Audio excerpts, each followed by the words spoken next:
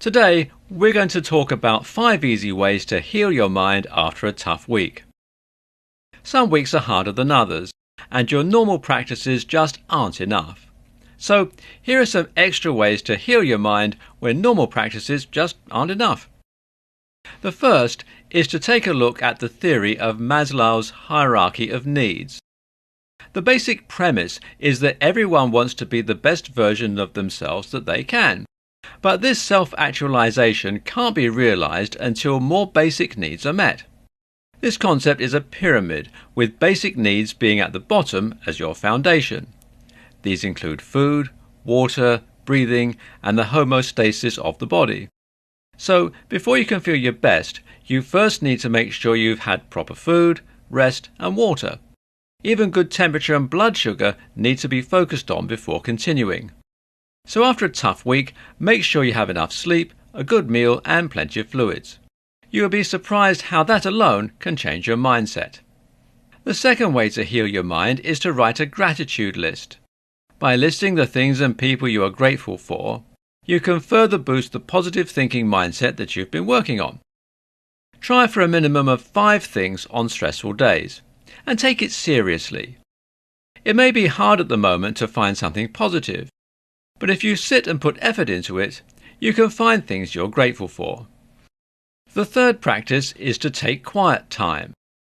This is something you're already doing, but in busy weeks this can slip to the bottom. When everything needs to be done right now, and you have a job, pets and people all needing your attention right now, that quiet time can seem like a future dream. After a particularly tough week, make sure you take time to yourself. Go on a long walk by yourself and find a quiet, peaceful place to sit. Leave your phone behind and find a peaceful place to read a good book. Meditate or practice yoga. If you have a physical job, try to take some time to rest and relax. But if you sit in an office all day, stretch your muscles while enjoying your quiet time. The fourth suggestion is to find a support group. An official support group with weekly meetings is great, but it's not for everyone.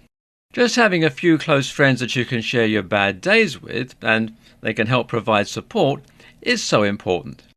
Even just a group that lets your mind take a break from daily struggles is great, such as a book club or a church group. Finally, the fifth easy way to heal your mind after a tough week is to do nothing. Often we feel that even on our off days, we need to be productive. If we aren't at work, we need to be cleaning, learning, or doing something for a side business. We never really get a break unless we plan for it. If you want to lay in bed and not move, do it.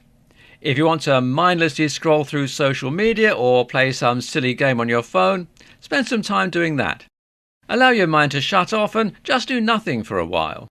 Often, when overwhelmed, you'll find yourself doing mindless tasks and later dwelling guilt for doing them.